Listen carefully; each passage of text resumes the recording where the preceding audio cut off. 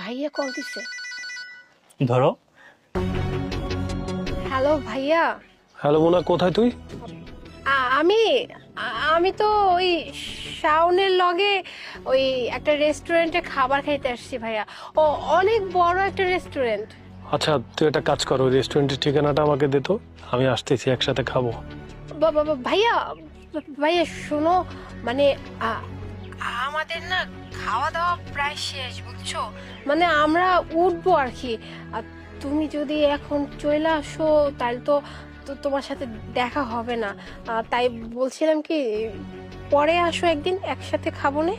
আচ্ছা, সমস্যা নেই, তুই একটা কাজ কর, ওই অ্যাড্রেসটা আমাকে দে, তোর সাথে একটু দরকার আছে আমার। ভাইয়া আমি তো তোমার বলছি যে আমাদের খাওয়া দাওয়া প্রায় শেষ, আমরা উঠে যাব।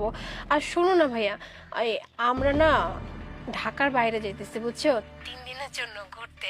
তো তুমি যদি এখন আসো তো পাবা না, শুধু শুধু তুমি আইসা ফিরে যাবা। আর আমি বললাম তো তোকে দেখবো, তোর সাথে দেখা করব। ভাইয়া বুঝতে পারছি যে আমারে তুমি দেখতে চাইতেছো, কিন্তু ভাইয়া এখন যদি তাড়াহুড়া করে তুমি চলে আসো, তোমার তো কাজ আছে, তুমি কাজ ফেলায় যদি আসো তোমার কাজে সমস্যা হইব না। আর আমি চাইতেছি না যে আমার জন্য তোমার কোনো কাজের সমস্যা হোক। তাই বলতেছিলাম কি ভাইয়া, আমরা ওই যে ঘুরে আসি, তারপর তুমি আইসো দেখা করতে। আচ্ছা ঠিক আছে। আচ্ছা ঠিক আছে ভাইয়া, আমি রাখতেছি তাইলে।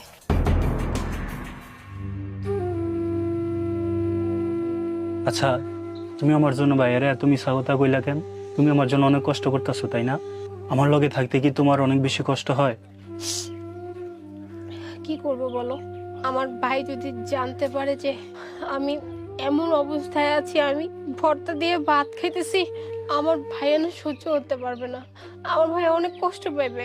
আমার ভাই আমারে অনেক অনেক ভালোবাসে, কিন্তু আমি চাইতেছি না আমার ভাইয়ের কাছে তোমাকে ছোট করতে। এর জন্যই আমি ভাইকে কোনো রকম মিথ্যা বইলা ভাইকে বুঝাইছি। সমস্যা নাই, ভাই বুঝে যাবে, আর তুমি চিন্তা করো না, আমি ঠিক আছি, এসবে আমার কোনো সমস্যা হইতেছে না। তুমি খাও। তুমি আসলে অনেক ভালো।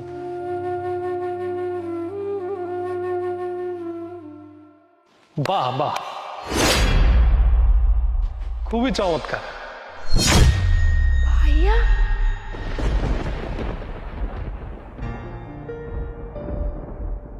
তা এই তোর বড় রেস্টুরেন্টে বসে বসে খাওয়া, তাই না? ভাইয়া হয়েছে কি, ব্যাস হইছে, আমাকে আর তোর মিথ্যা কথা বলতে হবে না। আমি খুব ভালো করেই বুঝতে পারছি যে তুই কোন বড় হোটেলে বসে বসে খাচ্ছিস, সব মিথ্যা কথা বলা হচ্ছে, তাই না? ভাইয়া ভাইয়া তুমি আমাকে ক্ষমা করে দাও ভাইয়া। আমি আমি তোমার অনেক কষ্ট দিচ্ছি ভাইয়া। আমি জানি তুমি আমার কত ভালোবাসো, ছোটবেলা থেকে কত আদর করে আমাকে বড় করছো, কিন্তু আমি আমি তো একটু ভুল করে ফেলছি। আমি শাওনকে ভালোবাসি, আমি ওর সাথে চলে আসছি। আর ভাইয়া আমি এখন এইভাবে থাকতেছি। আর বিশ্বাস করো ভাইয়া, আমি আমি কখনোই জানাতে চাইনি যে তোমার আদরের বোনটা এত কষ্ট করে জীবনযাপন করতেছে। এর জন্য যখনই ফোন দিতাম আমি কোনো না কোনো বাহানা করে আমি তোমাকে দূরে রাখতাম, যাতে করে তুমি না জানো যে তোমার বোনটা কতটা কষ্টে আছে। ভাইয়া ভাইয়া তুমি আমার মাফ করে দাও ভাইয়া। আরে তুই তো আমার বোন, তুই কেন আমার কাছে মাপ চাচ্ছিস? তুই জানিস বাবা মা মারা যাওয়ার আগে কি বলে গিয়েছিল? বাবা মা তোকে আমার হাতে দিয়ে বলেছে, তোদের যে সম্পত্তি দিয়ে গেলাম দুজন সমান ভাগে ভাগ করে নিস। আমি তো এমনিতেই তোকে অর্ধেক সম্পত্তি দিয়ে দিতাম, আর আমি নিজে থেকে যা দেওয়ার সেটা তো দেবই।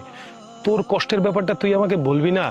বোন হয়ে যদি ভাইয়ের সাথে আলাপই করতে না পারিস তোর কষ্টের কথা, তাহলে কি করে আমি বুঝবো যে তুই কষ্টে আছিস বল? শোন, এখন এসব কথা বাদ, আমি একটা কাজ করতেছি, তোদেরকে যদি আমি আমার বাসায় নিয়ে যাই তাহলে সবাই বলবে যে ঘর জামাই থাকতেছে। এটা না করে আমি যেটা করব, তোদেরকে পাশে একটা বাসা ভাড়া নিয়ে দেব, আর আমি তোদেরকে বড় একটা অ্যাপার্টমেন্ট করে দেবো, যে অ্যাপার্টমেন্ট তোরা ভাড়া দিয়ে খাবি।